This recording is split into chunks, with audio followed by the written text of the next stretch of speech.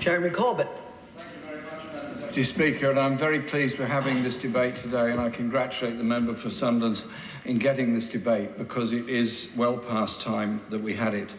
I do agree with one part of what the member for Bracilly Pembroke said in his contribution when he said peace is not just the absence of violence, and it's absolutely the case. There has to be a peace process that is respectful and recognition of the traditions and histories of all sides. Surely we learned that in Northern Ireland, we've learned that in other places.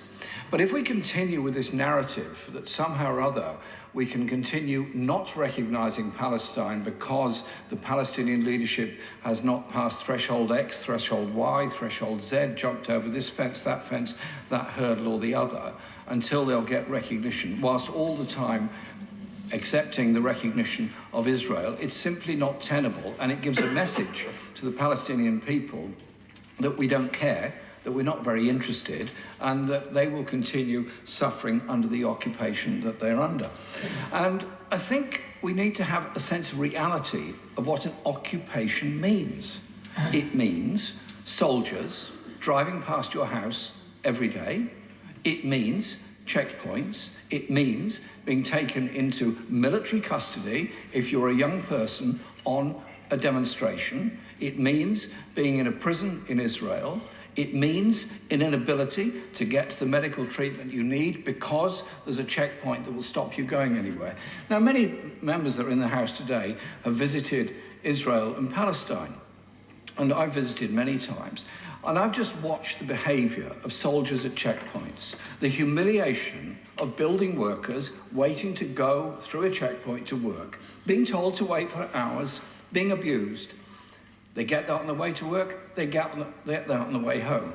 Now, I can sort of understand we're a visitor, we can sort of put up with it because it's an hour or two's delay.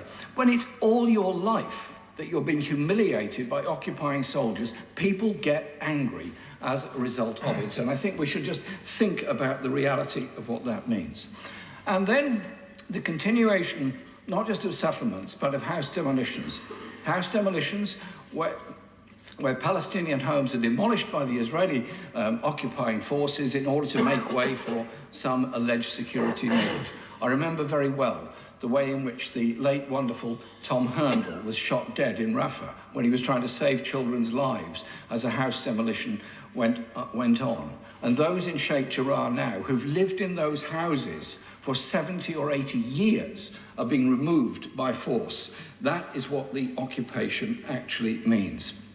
And then, if you go to Jerusalem, go up onto the Mount of Olives, look out onto what ought to be the pristine beauty all the way down to the Dead Sea. What do you see but settlement after settlement after settlement?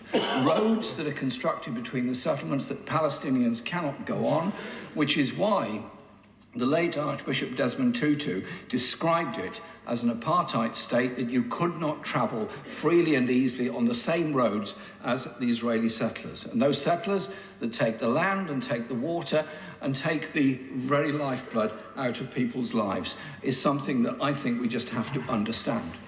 I've had the good fortune to meet human rights activists in Israel, in Palestine, and I've spoken to many people in Gaza during some visits that I've made there. And I have good friends in the mental health service and campaigns in Gaza. And as I'm sure the member for Central Ayrshire would attest, that the numbers of people in Gaza that are suffering from functional mental health conditions and stress because of the continuation of the occupation means that we should understand their lives. Those are the refugees, and I believe, Madam Deputy Speaker, support the immediate and unconditional recognition of the State of Palestine.